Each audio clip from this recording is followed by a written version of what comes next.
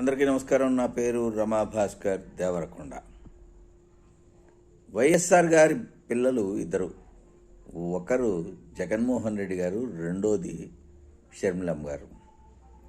ఇది మాట తప్పని మడమ తిప్పని వంశం. ఆ వంశంలో నిన్నటిదాకా ఇద్దరుండేవారు, ఇప్పుడు ఒకళ్ళే.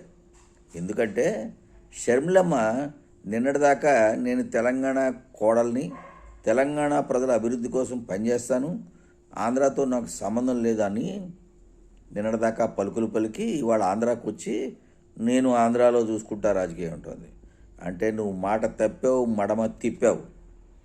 నీకు వైఎస్ఆర్ గారికి సంబంధం లేదు. నువ్వు రాజకీయంగా జీరో అయిపోయావు.